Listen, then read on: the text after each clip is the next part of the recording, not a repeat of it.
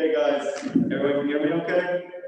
So first of all, I just want to say thank you to everybody who put this together. This is much an amazing thing that I have. A lot of my students from this past year from public school, very holy souls who are here tonight with us, people who have been learning with us for 3 years now. The Moharan, 4 nights a week for 3 years straight. Much unbelievable. And so much work has gone into having us be here. And every single one of those pieces of work were also accompanied by miracles. And I'm not even just saying that. I'm not into, what do you call it, spandu, okay? But really everything was a miracle. Every single person who contributed to this can attest to the fact that there was miracles. I'll tell you one right now. You ready? You guys know every single class I speak to you, not just in class, also outside of class, about Bodadu. For anyone who doesn't know, Bodadu comes from the word boded. It means that you're alone with the source of existence, Hashem, the root of your soul, your essence. When you're alone with Him, Rabbi Nachman of Yisrael says this is the highest, most elevated, most beneficial tool that every Jewish man, woman, and child has in his arsenal. More than Torah learning, more than praying with a minyan, even though all of those things are very important, and Rabbi Nachman is going to stress all those things as well. But that Bodadu is literally the highest experience of godliness that every single Jew has within his capability to achieve. And all you have to do is be alone with Hashem. There's many reasons for that. Anybody who knows me knows I've been through a lot in my life, just like everyone sitting here. And Rabbi Nachman's teachings didn't just help me.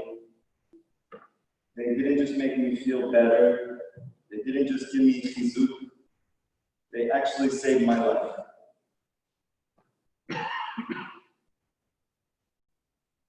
What was it that saved my life?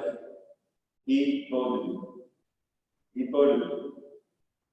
That no matter what was going on in my life, no matter whether I got into a fight with my wife, no matter whether I got into an issue with my parents, no matter whether my rabbi gave me a hard time in yeshiva, no matter whether I was feeling bad about myself, with tears and with blood and with pain, I pushed myself to go talk to Hashem for 1 hour every day. One of those stories happened a couple of years ago in this place that I didn't know was called Ornatan.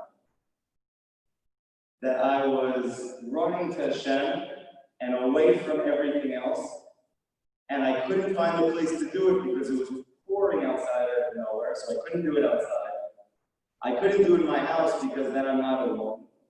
And like Rabbi Nachman says, that when you're with other people, you also experience their consciousness with you. So it makes it very difficult for you to pay attention and to have clarity of mind when you're in that same space of stress. So you need to go to a place that nobody has ever been. That's very difficult to find such a place. However, you can find a place that nobody is. But you have to ask Hashem for help in that. So I remember I was walking down the street and I went outside behind an apartment building over here. And anybody who knows me that when I do Bodadu, I don't just say, I scream at the top of my lungs with tears coming down my face. Hashem, I need your help right now. I can't take it anymore. I need your help right now. I am doing the best that I can. This is my best. And I'm failing in every single thing that I'm doing. I need your help right now. And somebody looked out from his building and he said, shut up. I was like, I gotta find a new spot. He's like, you can't do this. This is private property. I'm like, oh my gosh, okay, so I'm running and I gotta get my photo and I gotta do it. So I'm and I'm walking, and I remember for J-Wave that they had to come here one time, upstairs. I'm like, oh wow, there's not a lot of people here, and there's like a lot of space. So after the rain came down, and this guy was screaming at me, I ran here, not knowing what this was. I came into this room, right here, and was crying to Hashem for 1 hour, talking to Hashem, Hashem, please help me. Help me to become the person that I believe you made me to be. Help me to feel close to you. Help me to have a good relationship with my wife. Help me to be a good father. Help me to believe in myself. Help me to believe in you. And that was a very dark period in my life. 2 years later, we randomly got a call from one of the guys in Sion. Said, look, I know you're trying to get to that house that we are going to do the center at, but it's not open right now. The project permits only so many people because of construction. I spoke to the person at Moharan, and they said that you can use this room. They actually went through upstairs, but I asked if we can do it down here right now. So now, with Hashem, we're all here 2 years later in the same place that I poured my heart out to Hashem, seemingly randomly. And this is a good lesson for life. You don't know why things are happening to you. You don't know at the time that things are going on why you're struggling. You don't know what Hashem has in store for you. You need to throw yourself on Hashem completely. 100%. If you do this, and every day you don't give up on that, you will find peace in your life. You will find joy in your life. You will find good relationships in your life. You will be able to support your family no matter how many children you have. You are going to be able to be happy without drugs, without alcohol, without pornography. You won't need something to feel good. You're just going to feel good because your soul is happy. If you're not happy, it's because you're not connected to your soul. But it's not because you're not happy. You're happy, but you're not connected to the part of yourself that is happy. How do you get connected to the part of you that is happy? You need to attach yourself to a real tzaddik, a person who has worked and toiled his whole life to find the truth, to go through fire and water no matter what his opposition, no matter what the difficulties, no matter how many people were saying that what you're saying is not politically correct, that what you're saying is not what everybody else is saying. And Rabbi Nachman didn't care. He had one thing in mind. Hashem, I want to be closer to you. Hashem, I want to be closer to you. Hashem, I want to be closer to you. And anything that brought him closer, he did. Anything that pulled him away, he stopped. He reached a state of complete bitul, humility, no thingness. It doesn't mean that he lost himself. It means he found himself. Every single one of you has a spark of godliness inside of you. You have literally a piece of Hashem, mamash, you don't even know what that means. Rabbi Nachman says if you could understand what that means for one moment, you could be happy with that moment for the rest of your whole life. So why aren't I in touch with that? Why am I not connecting to that part of myself?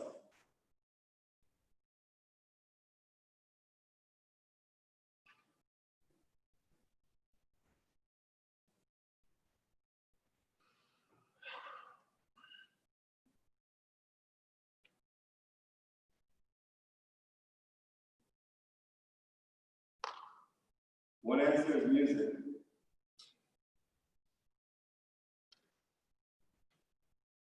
This is a topic that not many people speak about. This is a topic that not many people have insight into. This is a very important topic. Music. I grew up my whole life listening to and loving music, and I still do. It gives me chiyuv, it gives me life force.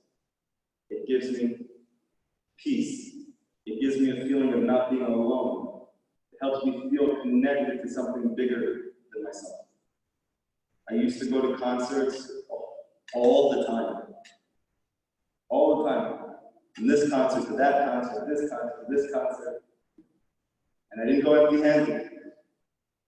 I came with this drug, and that drug, and this drug, and that drug. Why?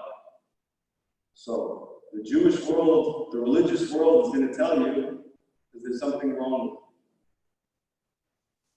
Because there's something wrong with you. I want to tell you the truth. There is nothing wrong with you. There's nothing wrong with you. There's something very right with you. You are trying to escape society and your life because it's brutal. Because it's brutal.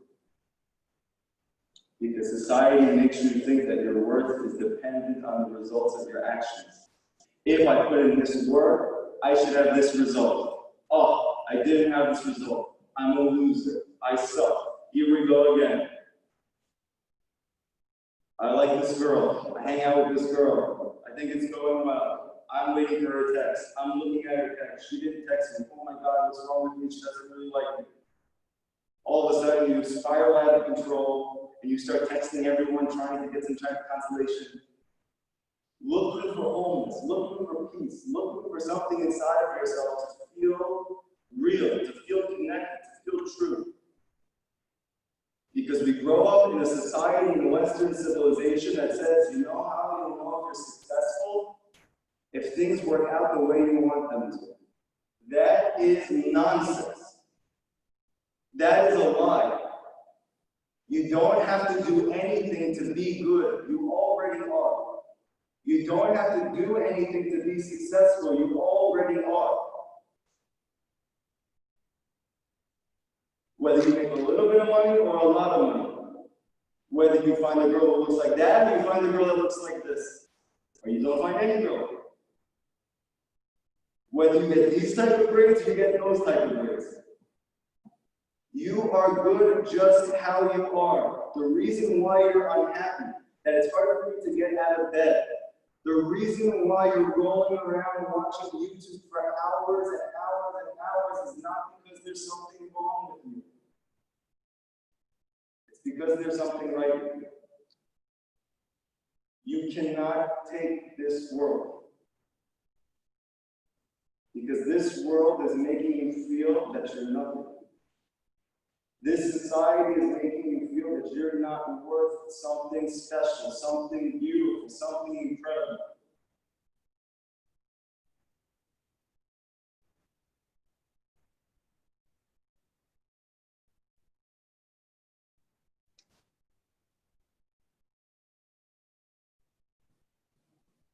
When I became Bali Tshuva, it was very hard for me. Many people ask me what's the hardest part. Oh man, you're eating kosher, so you can't have burgers and cheese together. Oh my gosh, what is that like? I was like, honestly, it's really not that hard. I thought that was going to be a lot harder. And oh my gosh, for one day, you're not doing anything. You're not on the phone, you're not watching TV, you're not. That must be so hard. I'm like, actually, it's amazing. So what's the hardest part of being Baal Tshuva? The hardest part for me was music. Music. I love music. And I specifically love melancholy music. I love music when people are struggling and they're pouring their heart out, and I can connect to that because I'm struggling and I'm suffering. What's the issue with that? What's the issue with the music? It seems pretty innocent, no? So Rabbi Nachman is now going to teach us something that's very important, so please listen. Music can help you get to the highest levels of connection to your soul. It can raise you to the highest spiritual consciousness. It can make you so connected to the truth that you can experience Christ even then. You can know the future by getting into a certain meditative state through song. But that is from a certain type of musician. However, we're going to learn that if you're not listening to a person who's connected to the truth, that he's not attached to spiritual reality, that when you listen to his music, no matter how it's making you feel at the moment, it's actually blocking your ability completely to achieve Emunah. Emunah. You guys say it with me? Emunah. Let's go. Emunah. Emunah. Emunah. Let's go. Emunah. Emunah. Emunah. Anybody know what Emunah is? What is that? What is that? What is that? I believe in God. I saw a guy in the park who was trying to convince me that Yisrael was the Messiah and missed the boat 2,000 years ago. He definitely believes in God also. Is that belief in God? What is Emunah? What separates you from every other nation in the world? What is it that we're supposed to be teaching the whole world? Emunah. It does not mean that you believe in a God who exists and he does things and he created the world and like he feels something about me. I'm not really sure. And like now I'm here and I'm with my parents and with my terrible financial situation and I don't really know exactly how. But I believe in God. That is not Emunah. You know how many people believe in God in the world? Do you know how many Christians believe in God? Do you know how many Muslims believe in God? Do you know how many people believe that there's some type of power through karma and X, Y, Z? That's so special. That's what we're going to teach to the world. This is the highest level of revelation of godliness. It's Emunah. I believe in God. I'm going to teach you what Rabbi Nachman says Emunah. Emunah means that you experience in your heart, in your mind, in your soul, in your body, in your limbs, in your hands, in your feet, that Hashem is everywhere. That Hashem is orchestrating and causing every single event that takes place in your life. Not passively letting everything happen, but through his active ratzon, his will is causing every single thing that takes place. This guy right here is popping his feet up and down. Hashem is causing him to do that. He stopped. Hashem also caused him to do that. The fact that you're all here is because Hashem wants you to be here right now because there's something that you need to hear tonight to get closer to the truth. And if not, you wouldn't be here. You would be somewhere else. And the reason why nobody else is here is because they don't need what's happening right now. Right now. That Hashem is Machadish. You know what Machadish means? He is renewing reality at every single moment. You know how right now it looks the same as it did 5 seconds ago? That is a figment of our imagination. That is a mirage. Right now, it is a brand new universe. Right now, it is a brand new universe. Right now, this is a brand new universe. The fact that you don't feel that is because we're in exile. Because our consciousness is in exile. Because our Emunah is in exile. But your soul is well aware of it. Every moment is a brand new reality, a brand new creation. To have Emunah means that you believe that at any given moment, Hashem can and will, if he wants to, completely change, transform whatever situation you're in one moment. That's Emunah. If you're not happy, you don't have Emunah. Because sadness comes from despair. It comes from believing things can change. It comes from believing that you're hopeless. There's no such thing. There is no such thing in the world as despair. It doesn't mean you can't feel despair. It means it doesn't exist. It's not real. Whatever you're going through in your life, if Hashem wants to, He can change it in one moment.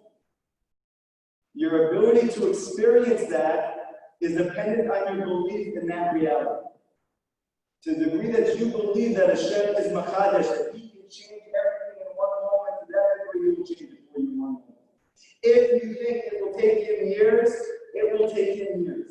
If you think it will take Him months, it will take Him months. If you think that Hashem right now can completely transform everything in your life, He can do it in one moment, and it's not difficult for Him at all.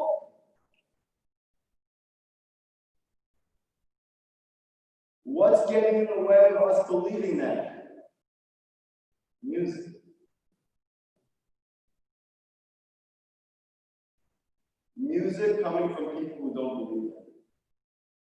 What I just told you that Emunah is, people who don't believe in that, who are making music and you're listening to them, they are causing your consciousness to go into exile. We will learn tonight, and the Hashem moving forward tomorrow and Thursday night, why that works, how that works.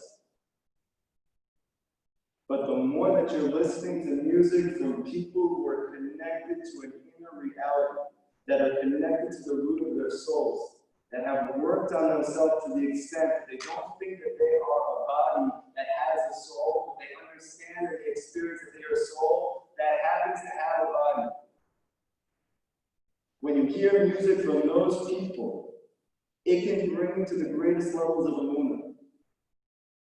And if you listen to anybody else, it can completely make your Emunah plateau, bottom out. We're going to learn how.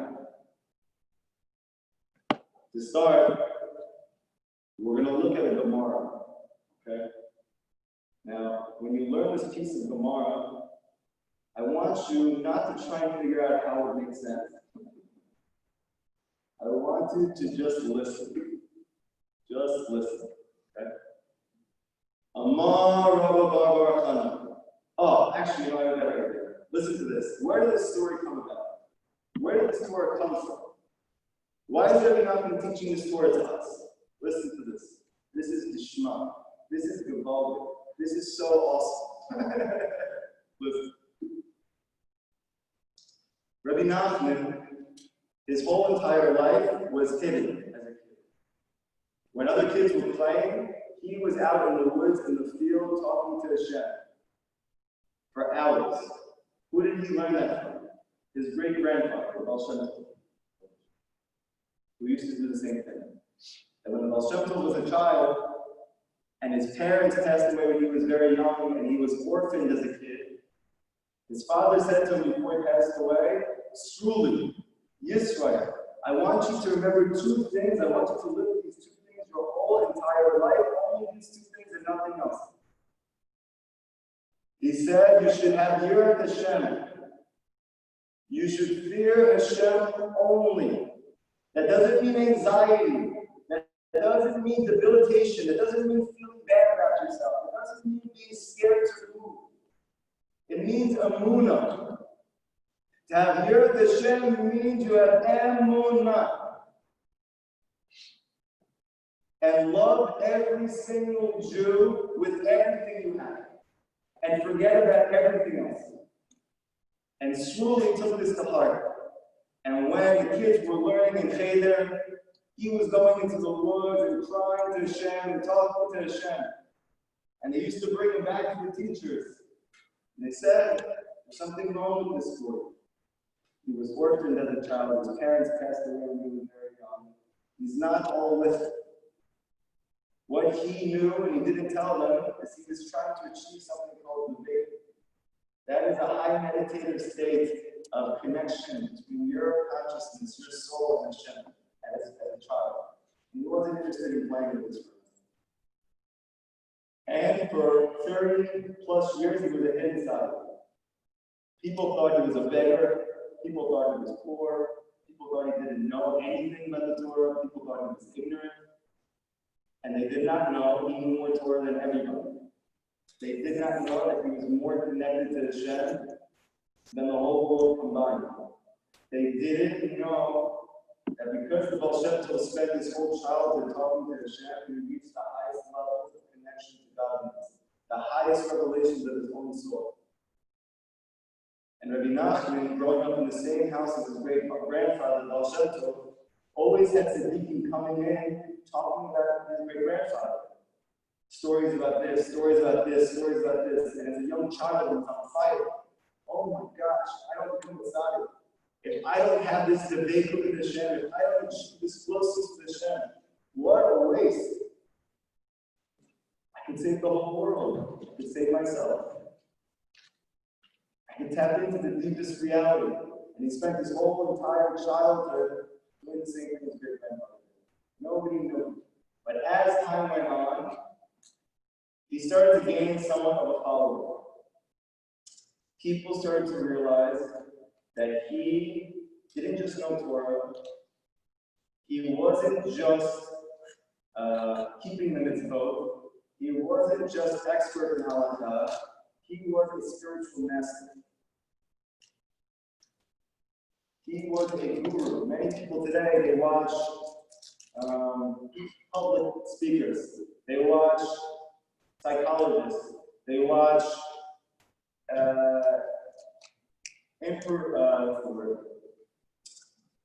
inspirational speakers.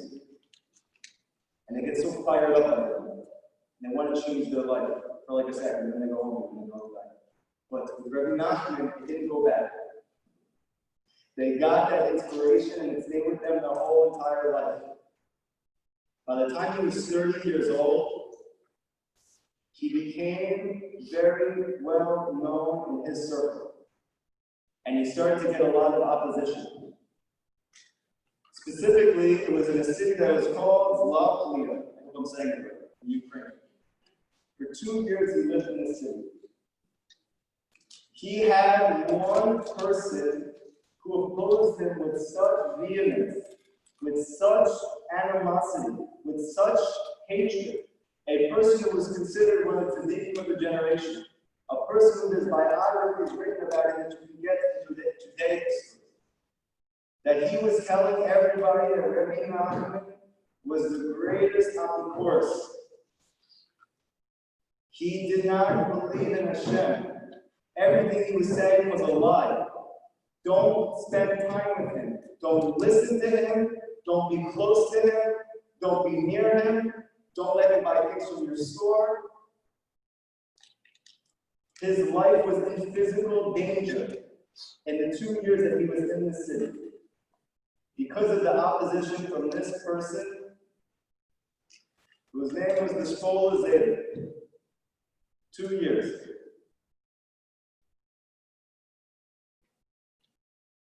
After these 2 years, he was announced to be the future leader of a city called Breslov. Breslov was across the way a little bit. Now, when we think of Rabbi Nachman of Breslov. However, there was no Rabbi Nachman of Breslov yet. He was announced to be the spiritual leader of the city of Breslov, and he moved from Latvia to Breslov. The leader was about 19 miles away. Now, it's not like us that we take an Uber, or we take whatever, a Lyft, and we head over. They had to go on horse and buggy, it was in Ukraine, the winters there are crazy, I was there for sun this past year, and at time when it's summer, at night it was really cold. If you can imagine what it's like in the winter there, it is insane. They were going in the month of Elul, from Zlatlia to Breslov, where he was announced to be the spiritual leader there. So everybody was waiting for them to be their leader there, hopefully to have less opposition. On his way over there, he stopped in a city called Ladizi. I don't know if I'm saying it right. Now, when you stopped at Shabbat, you had to stay wherever you were, so they stayed in the city. Now, even though in Latvia, he had tremendous opposition, this city, which was near it, they actually revered him. So when he got to that city, they had something called the Shalom Zachor. That is when a person or a family has a new baby boy, there is a celebration dinner on Friday night for Ashkenazi. Sephardim have something called the Brit Yitzchak. We're not going to get into why now, but it's a big celebration. It's a big festivity. It's a lot of sentiment, a lot of happiness, a lot of joy. So when Rabbi Nachman came there and he stayed there for Shabbat, they're like, wow, we can have Rabbi Nachman stay with us for Shalom Zachor to announce this child's birth into this world. And he can sing and he can dance. They were all sitting around the table. And the cantor, the Chazan, who was sitting at the table with them, for anyone who doesn't know, the Chazan is a big deal. The Chazan is the singer. The Chazan is the one who revs everyone up spiritually. He's the one who either elevates your consciousness to the highest levels or he brings you to the darkest place.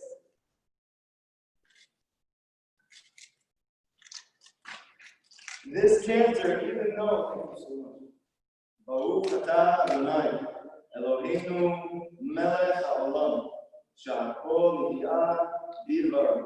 Amen.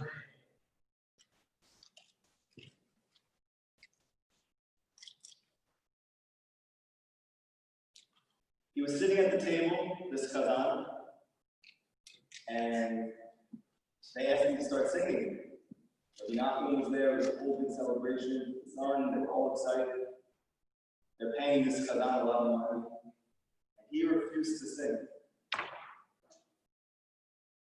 He refused to sing. So they encouraged him again, why are you not singing? This is your job, you're the Chazan, this is the Shalom Zachor, start singing. He refused to sing. Why wouldn't he sing? Because even though he was in this town, that the majority of people there actually revered him, he was one of the followers of this closing. And he was told by his Rebbe that Rabbi Nachman was the worst thing that existed in the world. To not do anything that benefits him whatsoever, not to be connected to him, not to help him, not to be a part of whatever he's doing. So he's sitting at the table and he's not singing. They told him, listen, you have an opinion? Great. You understand this is your job, you're a Chazan, we're paying you. This is a Shalom Zachor for somebody. You need to sing. He refused. Rabbi Nachman asked, why is he not singing? They told him, he says he lost his voice. Rabbi Nachman smiled, and he said, I guess we're just going to have to give him a voice. And they all started singing. And they all enjoyed it. He was completely silent. At the end of the night, he said this very enigmatic, mysterious pasuk from Mishnah in the Torah. Whoever keeps company with prostitutes loses his voice.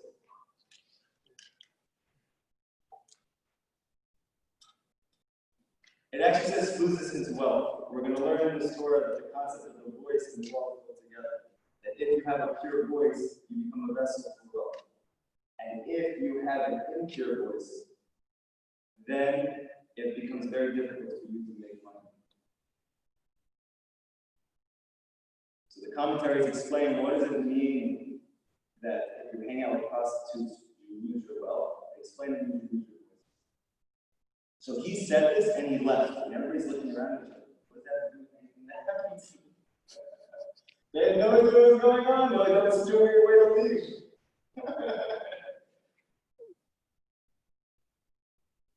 Next day is Shabbat. He gave this lesson we're going to be learning all week.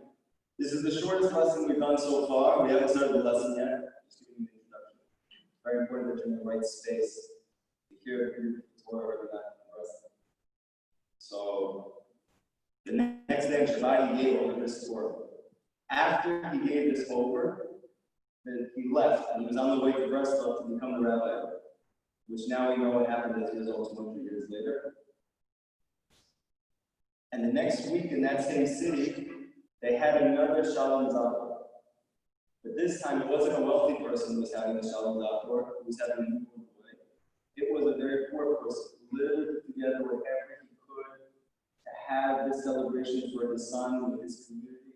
He gave everything that he had to do this. And the Chazan didn't show up. He wasn't there. And now everybody was very frustrated, very upset. And they're like, that's it, what's going on? So they went to his house to see where he was. They knocked on the door. His wife came in. And he said, is your husband home? He didn't know. He said he's with you guys. He said, what do you mean? He said, he told me in the Shalom Zachor. He's doing the Chazan. He's not here. All of a sudden, where is it? What's going on? Now, at this point, they were very upset with him because this poor person, this amazing, nice, humble Jewish person, putting everything together for the Shalom Zachor, they finally had his son.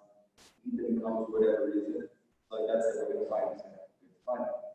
There was a rumor going around that he was spending a lot of time with his best friend's wife. So they went to his best friend's house, see if he's there. They knocked on the door. Start, pitch start, you hear nothing. They're knocking, they're waiting, nothing. They don't know where he is. They're so upset. As they're walking and they're leaving, like, okay, what are we going to do?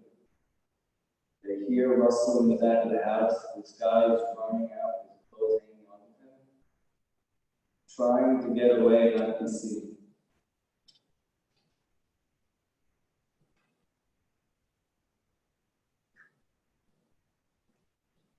Never heard the word messages, right?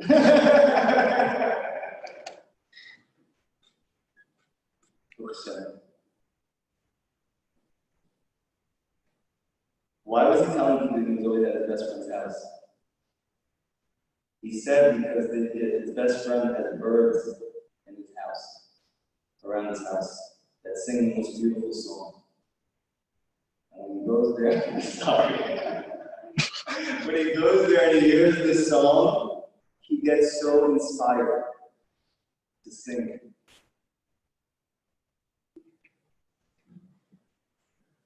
When you hear this Torah, like they heard the week before on Shabbat, after they heard this Torah, which is the whole Torah that he gave in Shabbat before this whole thing happened, after he made that very scary statement, was all about birds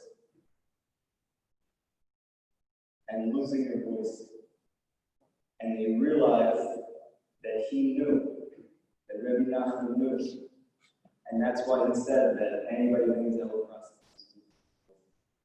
That moment that they all realized that Rabbi Nachman was in the state of Emunah and he told them what was happening, everyone in that city became his followers. And after they learned this Torah, they spent every single night in groups learning Torah every night. You can see why it's important. That's what we're doing right now. This is the introduction. Amar Rabbi Bar Chana. This is the Torah he gave us tonight. Rabbi Bar Chana said, "L'didei chazili." I once saw myself. Achia Murta. Saw a frog. Dahave Ka'akra Dahagronia. This frog was as big as the city of Hagronia. The Agra Dahagronia. How big was the city? How big was that city? The frog was as big as the city. Shittim Bateh. 60 houses. The city had 60 houses. Oh my gosh, this frog was huge. Ata Tamina, but all of a sudden the snake comes, bop, and he swallowed that frog. Oh my gosh, what's going on right here? Ata Pushkansa, all of a sudden a raven comes, Ubala Tamina, and he swallowed that snake. Visalif Yativ Gilana. The raven then flew up and he sat on a tree. Tachazi, come and see. Come and see how strong that tree is. That it can hold that raven, that ate that snake, that ate that frog, that was as big as 60 houses. This is in the Gemara. This is a funny side note, you guys should know. When I told this story for the first time to people a few years ago, I know you guys was with us, they all witnessed it. We had a guy from California, a really nice guy, Bali Chupa, like many of us here, just trying to connect to truth, having trouble struggling, learning from here, learning from Chabad, learning from the Sephardic rabbis and the Ashkenazi rabbis, and just not feeling connected to his soul. And there was a person in my call who said, I know a person who's a very special person, and it's just nothing is connecting to him. And I was thinking maybe since you went to school, graduate school in California, maybe you know like that whole vibe over there, you grew up completely secular. I know that you grew up like that as well. Maybe you can connect to that. I said, sure, send them to my class. This was the first class he heard. This Torah, and after he was sitting and listening, he left. The next day he came back. And he said, David, I just want to make sure I got this straight, because I was in 770 last night in Brooklyn. And they said to me, bro, where were you last night? I told you to come and learn with us. He said, I went to go learn from Rabbi Nachman of Breslov what he has to say. And I learned a crazy Torah. They said, what did you learn? He said, yeah, I learned there was like a frog. It was like as big as 60 houses. And the frog was swallowed by a snake. That snake was swallowed by a raven. And a raven went on a tree. And they're like, what type of class are you in? Maybe you should just learn about like halakha, what do you have to do in the morning when you get up, if you had CC to fulfill the laws of the Torah set. He's like, David, how do I explain to people what I'm learning here? Anyway, we're going to see in a second. This is the Gemara. This is the beginning of what Rabbi Nachman is going to say. This Gemara is very mysterious. Many tzaddikim over the course of history had a hard time understanding what he's talking about.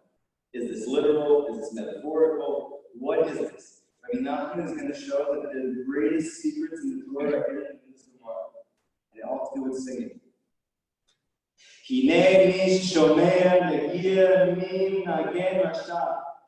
Behold, who that listens to a song from a singer who is a Rasha. What does that mean? It means he is not connected to the inner reality of existence. He is not connected to the point in his soul which is connected to Hashem. His goals are not about love. They're not about truth. They're not about unity. They're not about connection. His goals are for honor. His goals are for fame. His goals are for janky, for money. His goals are for self-aggrandizement.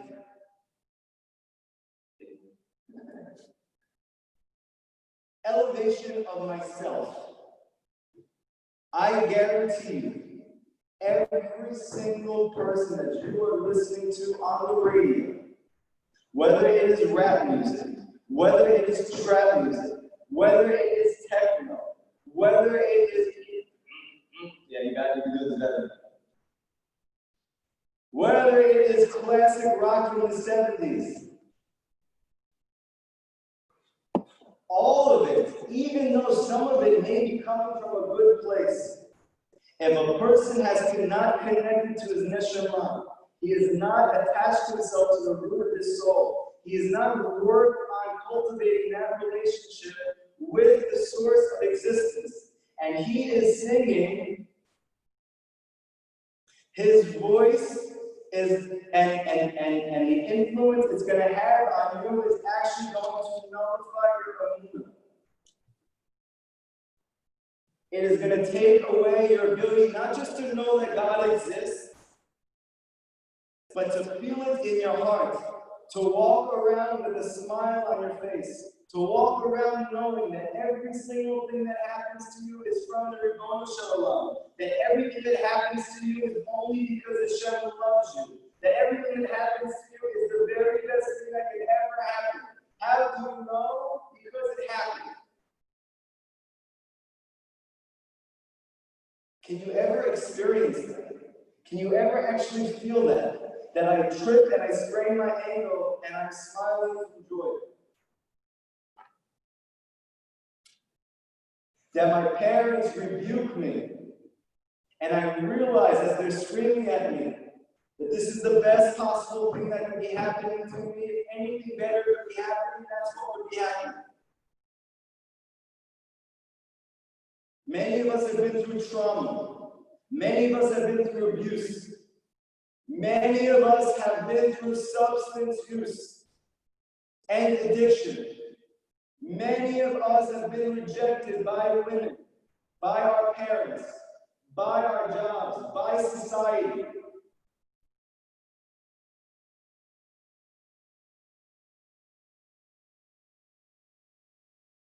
It's all Hashem. It's all Hashem.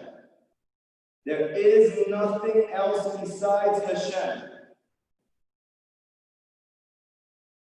And that means that any of these things took place, even though you don't understand how yet, even though you don't understand why, even though it is the greatest source of your pain, of your discomfort, of your lack of self-esteem, of your inability to succeed in all areas of your life, you need to know that it is the active ratzon of Hashem. That it is the greatest thing that could have ever happened to you. That all of it was only to bring you to your greatest self. To Emunah. To realizing that everything comes from Hashem and everything is for the very best. You don't know that yet. But you will. But when you listen to a person who says that he's not coming from a place of connection to spirituality, to a place of selflessness, to a place of humility, kasher lo la'avodat haboreh, it is hard for that person to ever actually truly come close to Hashem. It's very important to hear again what I just said. Listen again.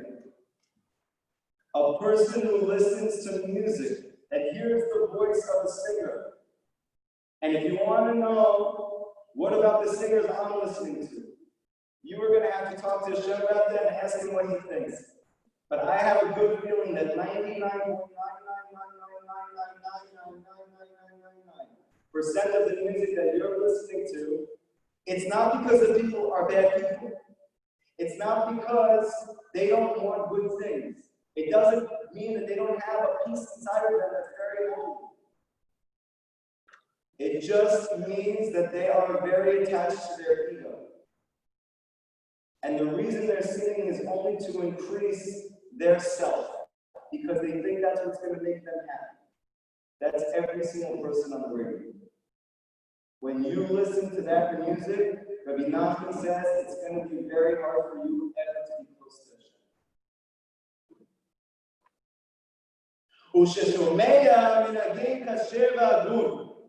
But when you listen to a singer that's kasher, that he is connected to the truth, that he is trying his best every day to have truth in his life, to have love in his life, to have Hashem in his life, to help others, to become his real self. Azai told love, then it's good for you. Then it has the opposite. Then it's not only is it not difficult for you to be close to Hashem by listening to it, it actually can help you tremendously to get close to Hashem. So we have two options right now. When we listen to music, that music can either take us very far from experiencing that piece of yourself that you've been looking for your whole entire life, which is called Emunah. Believe that everything comes from Hashem, that everything is for the very best, that everything is for you to get closer to Him. Or you can listen to music from people who have humbled themselves, that their lives have humbled them, that they have attached themselves to truth, that every day they're working to really become good people, to help other people, to be good fathers, to be good husbands, to listen to music from them, which is very rare. This can bring you to a state of prophecy that you can know the future.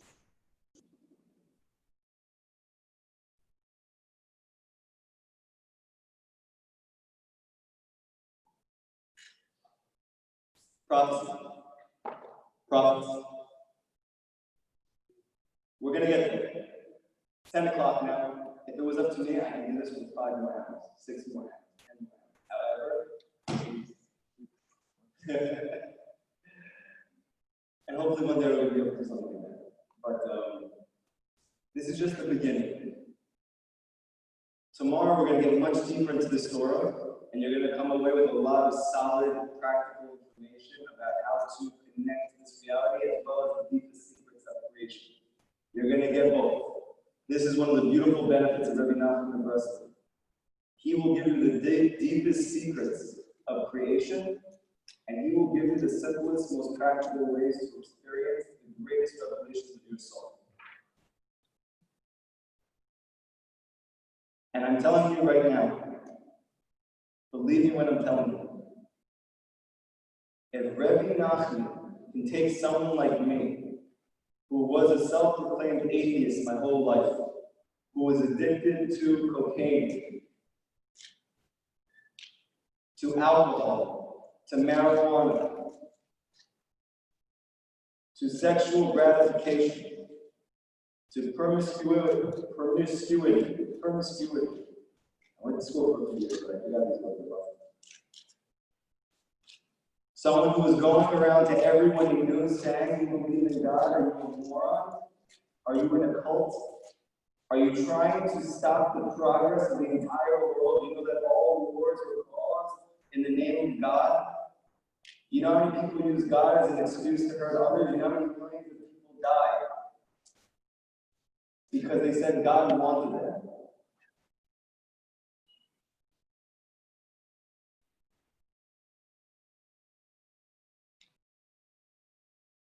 And after the last concert that I ever went to, and the last time that I took many drugs, and we'll get into that story another time, Hashem gave me a nevuah that I have to go visit the land of Israel. And I told my friend at the concert, we have to go to the land of Israel. He said, "Dude, could we listen to concert visiting?" I said, "Yes." He's like, "So what are you talking about?" I said, "We just have to go. Please trust me." He was wondering if he took the same thing as me, maybe he took the wrong thing, why are the experiences that I experienced? So the reason is Hashem had Rabbi. That's it. I didn't do anything. I wasn't a better person than him. I'm not a better person than anyone sitting here. You're probably all better than me in so many ways. Nicer, kinder, more giving, more loving.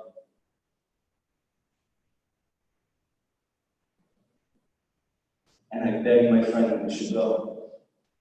He signed us up for a birthday trip, but he didn't know why, because his friend was the biggest atheist he knew, was telling him every day that God didn't exist. And now he's saying he wants to go on birthday and check out the wedding in Israel. And we didn't get on the trip. It got canceled. So he came to me and said, okay, it got canceled, that's it, right? I said, no, we have to go. So we worked another year to get us on a birthday trip. Are you Jewish? Yes. Can you prove it?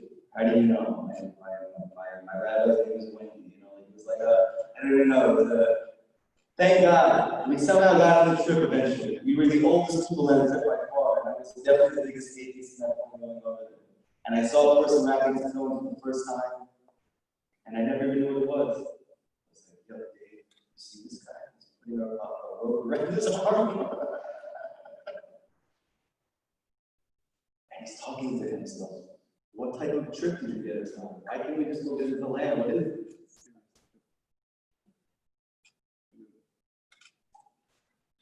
And at the end of that trip, I was going to leave so I could go to another concert. I spoke to my dad. I said to my dad, what do you think? I said, David, you've been to 30 concerts from this dad. You're in the Middle East. You're going to graduate school. You're never going to have time or money for the rest of your life. Go visit brand new countries. Dad, what are you doing? You're going to go to graduate school soon. The guys on the trip asked you, why don't you go travel around? Why are you coming back to another country? I said, let me see how much the trip is. It costed me $50 to extend my trip for 1 month. That doesn't make any sense. I wish I was speaking to this microphone the whole time because it's so much louder than I would. Tomorrow, we'll work on it. Okay. A week before I left, I was in a city called Emunah. I was coming out of a bar called Three Monkeys. And I was walking over to I didn't know at the time, it's called the Yam Suf. Have you ever heard of this? You know, where the ocean split and the Jewish people left slavery after over 200 years? And I saw a group of girls. I went over to them. And I'm not going to get into all of it. But one of those girls is now my wife. She was wearing her shirt down to her elbow. She had a skirt down to her knees. She was talking about how tomorrow was Shabbat. I was asking her to hang out. She's like, I can't be Shabbat. I was like, what's that? She said, you know, Jewish people have been doing this since the beginning of time, every single Friday, trying to explain to me the nicest way possible. And I was like, wow, that's awesome. That was a party. He's like, there's drinking and there's food and there's this and there's, oh my God, this is awesome. I would love to do Shabbat. She's like, no, it's not like that. I went to my family, did this, whatever. I asked her if she had Facebook. She said she did. Like strike out after strike out after strike out. But she's still talking to me, and I didn't understand what was going on. Usually girls leave. And she continued to talk to me and tell me she's not interested in moving further, and I was very confused.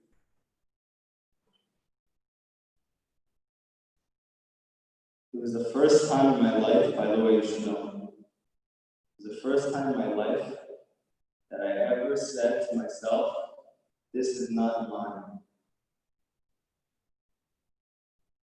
Every single time I've ever wanted something in my life, I did everything I could to get it because I thought it was mine. And if I couldn't get it, it's because I didn't work hard enough, or I didn't do something right, or there's something wrong with me. But I should have this. And for whatever reason, for the first time in my life, I felt that this is not my land. This is not my home. And I let it go. I said, it was so nice to meet you. I hope you have a really good night. That was the first time in my life I ever did it. Hours later, it's 3 a.m. Nobody is up. And me and my friend are going to get late night lunches, food, whatever is open that we can eat. And we ended up in a pizzeria. It was about 3 a.m. And this girl and her sisters walked in 3 hours later to that same place. I was like, what is going on? Dude, it's those girls. I start talking to them again. I'm having the weirdest time ever. It's amazing. We're like joking, we're laughing. It's amazing. I'm like, oh my gosh, this is the most ever connected to a girl in my life. And she keeps telling me she doesn't want to do anything. She doesn't want to hang out. So I'm leaving again. And again, I said, you know what? This is not mine. And my friend said to me, why don't you just ask her for her number? And I was like, dude, I asked her for everything. She said, no, she doesn't want to hang out. I finally went back and said, hey, can I have your number? She's like, yeah! She gave me her number. We hung out, me and my friends and her and her sisters, 3 days. My last week in Israel. We met by the Yam Suf. The Gemara says it's as hard for Hashem to make a shidur as it is to split the sea, to split the Yam Suf. He gave me more than one shot. And by the way, I'm not going to mess up something as well. This is a huge shot in the Moharan about what it is hard for Hashem to do, to give you parnasa, to split the Yam Suf, and to give you your shidur. Hashem gave me all in one shot. What preceded that? That for the first time in my life, I said, this is not mine. This is not mine. When you realize that nothing is yours and everything is a gift, you become a vessel to experience all the good in the world.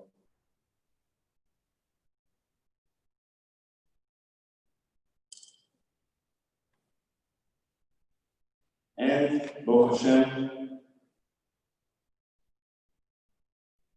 I didn't go to that concert. I didn't hear from that singer, who would have put me deeper into my depression.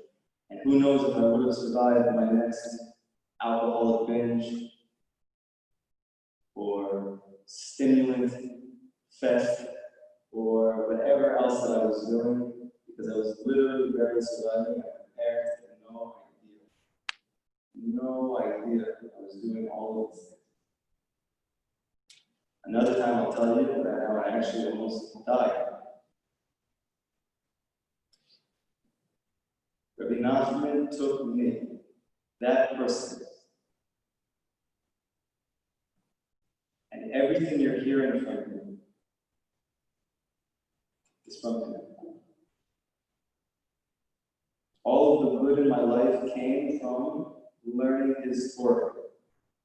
All of the peace in my home came from learning and applying his Torah.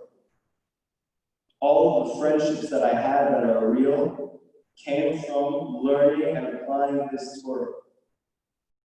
My ability to get off psychiatric medication came from learning and applying this Torah. My ability to stop using drugs and alcohol and feeling like I need a fix, and I can be just as high without drugs or alcohol, came from learning and applying this Torah. And if Hashem and Rabbeinu can take me and do this with me, I promise you on my life that every single person sitting here can achieve the highest levels of spirituality. And the fact that nothing has worked in your lives, the fact that everything is in the pits, the fact that you don't believe in yourself at all, the fact that you have difficult relationships with your parents, the fact that you have been rejected over and over again by girls, the fact that you haven't succeeded in school, has nothing to do with the depths of your soul. It has to do with the person that society has taught you that you are. which has nothing to do with you. If you connect yourself to these teachings and you do your best every day to whatever ability you can to bring them into your life, you will change your whole entire life. And your family's life will change, and your community's life will change, and the country will change, and then the world will change. Everybody says to themselves, yeah, well, if I had somebody who had all the answers, then I'd be able to get my life together. If I had clarity, if someone could just tell me. You know that there's a whole generation that had Moshe Rabbeinu, and he was telling them exactly what to do, and they were all saying, why did you take us out of the secular world? Why did you take us out of Mitzrayim? Why did you take us out of Egypt so that we can die in the desert? Moshe said we can get to Israel in 3 days. They said, dude, you're bugging.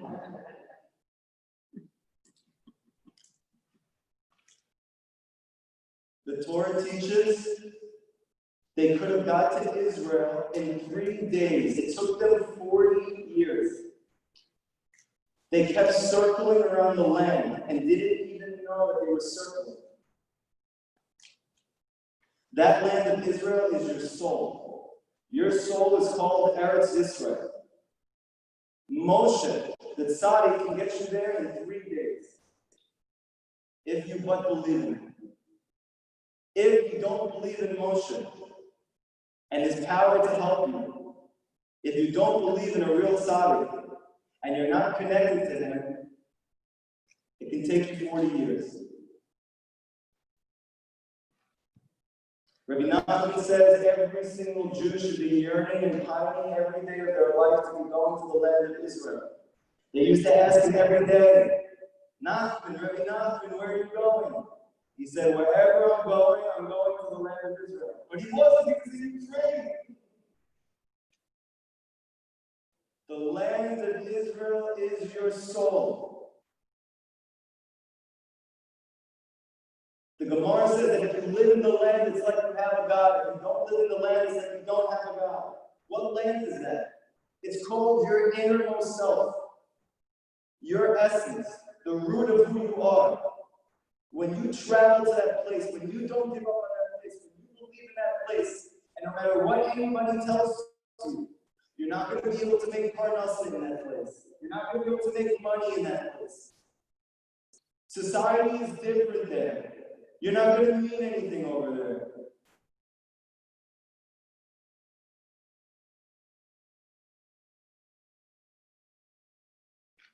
They're telling you not to connect to your soul.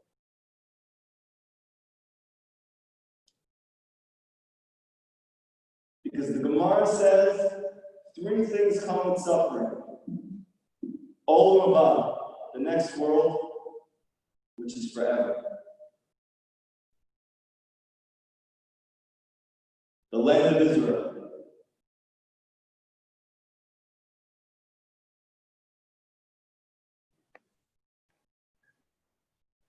And Torah can only come through suffering. People say, yeah, but why would you go to the land of Israel? You're going to suffer. The 3 greatest things in the world can only be had through difficulties. Your choice in life is not whether you go through difficulties. Your only choice is, where are the difficulties? Are they spiritual or are they physical? If you don't go to the land of Israel, then you're in Mitzrayim. And if you're in Egypt, maybe you think you can have one of these nice houses over there. Maybe you think you can construct it and build it for many years and make a lot of money. I promise you, you will have many more sorrows, many more sadnesses, much more anxiety, much more difficulty having peace in your home. Oh, but those aren't obstacles. That's normal.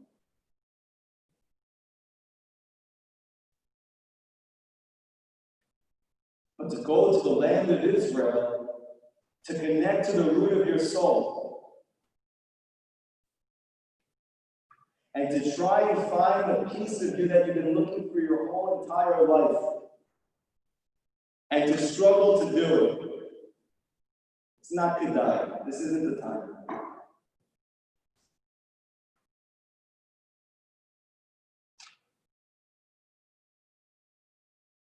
Come tomorrow night. Tomorrow night, we're going to continue the story. We're going to get very deep into the story, okay? Thursday night is the final men's class of the week. And, yes, we have a website. The website is called sionbreslov.org. If you want to email us, sionbreslovproject@gmail.com, or you can email me at rabbi.kalmus@gmail.com. Go on the website, RSVP for the classes. Because Bezrat Hashem, we are going to fill this place up according to the COVID restrictions. Separated 6 feet. There shouldn't be a missing seat. We should also fill those up. And then it should get bigger than that. And then it should be bigger than that. And then it should be bigger than that. Until the whole world is in the land of Israel. Tell your friends, tell your family, and there's a women's class on Wednesday. Sunday night is men and women. But you guys have to, if you want to see fruit from this. If you come out of here like, oh, that was ill, that was sick, that was food, that was fire, okay, cool. But then you go back to your life, and you don't take what you learned and try to apply it. Doesn't mean you're going to succeed. But you don't try to apply it, and you wake up tomorrow and your life is the same. Don't come back and say, I tried, it didn't work. Because I promise you that everybody who gave their heart and soul to these teachings and did their best doesn't mean on paper that they succeeded. Maybe they've been struggling for many years in it, but they're trying every day to the best of their ability. They're rising and falling. You can achieve the highest levels of spiritual, physical, emotional, psychological well-being. To the degree that you are busy with it, to that degree, you can achieve it. To the degree that this is a fun thing for you, this is a cool thing for you, this is a nice thing for you, that's what it's going to be. But if you're tired of a life of anxiety, if you're tired of a life of depression, if you're tired of feeling like you have to get high to be high, come. Any questions from the next person? And you need to ask. The Torah says that the person who doesn't ask doesn't learn. Yes? We're saying something you have to listen to have focus. I don't know how to have focus. Great question. That's a great question. So we're actually going to speak about this tomorrow. Prophecy is no longer in the world right now. But the root of Nebuah, the root of prophecy, still exists. And with song, with music that comes from holiness, that comes from real connection to godliness, you can actually reach the root of Nebuah. And then you can, like Rabbi Nachman did at the table, say, this is possible? Yeah. So prophecy is not in the world right now. It's a big to make that just not. But the root of prophecy is. You're going to have to wait till tomorrow. Yeah. Where do we find this? Great question. What was the question? Where do we find this type of music? Great question. This is something I struggled with tremendously. I was able to stop listening to seed before I stopped listening to music. I was able to stop doing drugs before I stopped listening to music.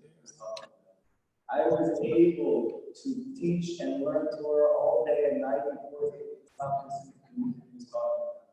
This has been one of the most difficult things for me to do. When I finally stopped listening to this music, things opened up for me in such an incredible way. Such an incredible way. Such an incredible way. What type of music? I know one person off the top of my head that I can give you that I feel sure of. I'm sure that Benny and other people in Sion have other suggestions. Okay? There's someone named Yosef Karduner. He is a very holy soul. He is a Baal Tshuva. Just like us, he grew up completely secular in Eretz Yisrael. He took on the name of Yosef. He was a musician. He was actually a very talented musician. He could have been very famous. And instead, he decided to connect himself to Rabbi Nachman of Breslau. And he changed his whole life. And he is one of the holiest, happiest, most connected, most humble people you will meet. And I listen to his music a lot. What other music do you listen to? I don't know. We're going to have to talk more about it, okay? What is this kosher singer that is talking about? What's not? Here's the thing that we need to understand. The Gemara says that we actually should have stopped listening to music after the Mikdash was destroyed. We're going to learn why.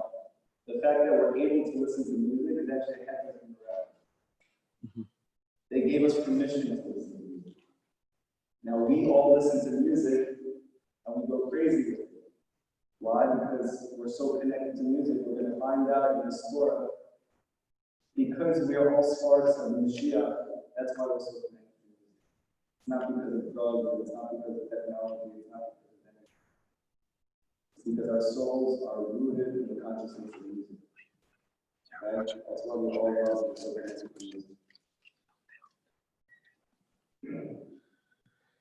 So the fact that we're able to listen to music according to the Torah is actually the rabbis giving us a head there because they didn't believe we would be able to stop. But in actuality, we shouldn't be listening to music according to the Gemara since the time that the English was destroyed 2,000 years ago. We're going to learn tomorrow night why that is. So that sounds foreign to us. That sounds that that's insane. We don't listen to music all day. But the sages understood that music was the most powerful thing. That before the prophets were able to see the future, they used to come together and listen and jam out to music. And that music helped them to get to the highest states of meditative consciousness. David Melech, the soul of Mashiach, is called the sweet singer of Israel because his consciousness is that of music. We're going to learn more about it tomorrow as well. So, hold on to the question. Your question is amazing. It's the most practical, most important question you could have coming out of this class. It's a very good question. Your question should be practical. When you come out of the class, don't, even though you can come out with a little about, yeah, but it's only going to change your life when you say, now what can I do now to get closer to Hashem? Practical. So your questions after the classes should be geared toward what can I do now based on what I just learned. That is a very practical question. That is a good question. Hold on to that question. You're going to find out more tomorrow. Okay? The one singer I can think of off the top of my head that I listen to a lot, that I can feel very sure of, is Rabbi Karma. What? Karma also. We'll talk about Talk about later. The other thing that I want to tell you is that since I stopped listening to everything else, when I go back and listen to that music, I can actually hear who is wasting seed and who is not. Who has sexual purity and who doesn't.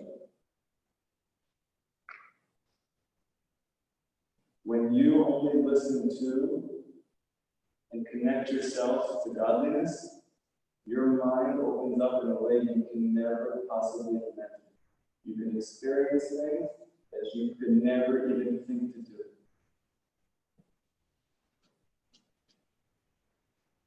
So just have to wait and hear more Torah. So this is come back tomorrow night and continue to attach yourself and to try and make the most of it. But for now, I think you can safely assume based on preliminary things that they're secular artists.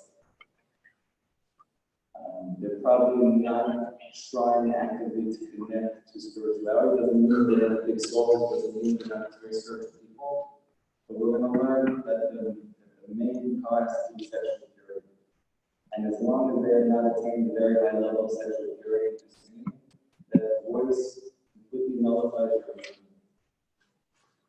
Doesn't mean you're not going to believe that God exists. It means you're not going to feel it pulsating through your veins. It's not going to be ingrained in the consciousness. It's not going to be the normal way you experience life. Everything's from Hashem, everything's for the good, everything's for the closer. If you feel like, wow, I'm listening to all these things, what am I going to do? That's why you have to go. You go to Hashem, you say to Hashem, I love music. I'm listening to all of this music. It sounds like all of this music is making it very hard for me to actually connect to the root of my soul. And it sounds like if I can connect to the root of my soul, I can connect to the Lord, the prophecy. Is it worth it? Is it worth it? I don't know. Get that yourself. And if you come to the conclusion that maybe it's not, say to Hashem, what can I do right now to help me to achieve something that we're not told about? Get closer to what he said. For instance, things that I do can be very tricky with your Moharan. I've had to do many ploys to overcome many things. One of them that I do is I give myself a week. This is my week experiment. In the terms of Hasidut, it's called Kalmus. It means that when you're learning, you're not learning, oh, I have to, and I do it. No, just relax, take it easy. You learn something, you go to Hashem, you say, Hashem, I would like to experience it. Let me try this.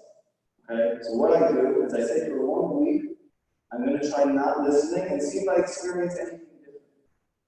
We're going to have a lot of things that Rabbi said that he never thought of, that nobody's ever taught you, that society thinks is completely insane, and that even rabbis would not hold up. And what I'm going to ask you to do is just try it.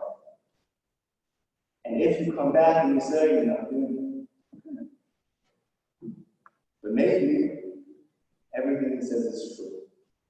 And then there's a whole new world for you to explore. Okay? So I do this 1 week thing. For 1 week, I'm not going to listen to any of the music that I think would fall in my category. See how much Emunah I'm feeling. See how connected to Hashem I'm feeling. If a week is too much, 3 days. 3 days too much, 1 day. 1 day is too much, 6 hours. 6 hours is too much, 3 hours. 3 hours is 1 hour. 1 second. You have to be honest with yourself. You have to do what you can do. That doesn't mean you're going to be good forever. You're going to fall in it. And then you're going to get back up. You're going to try again. You're going to fall in it. You're going to get back up. You're going to try again.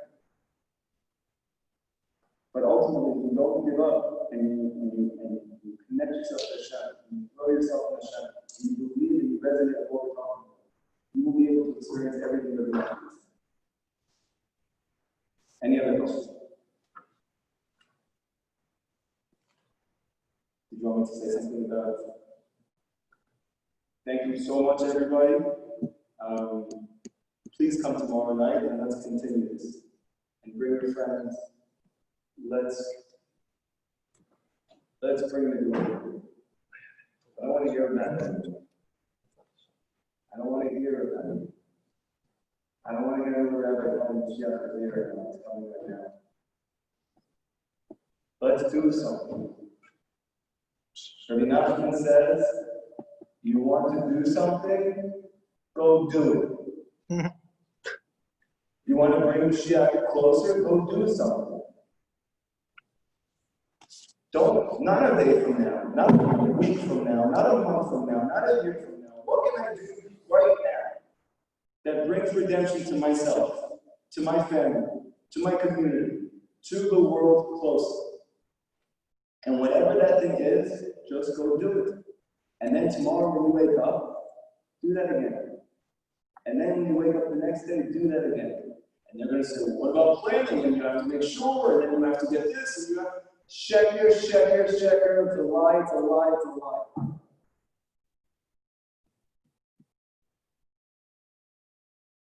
Hashem controls the whole freaking universe.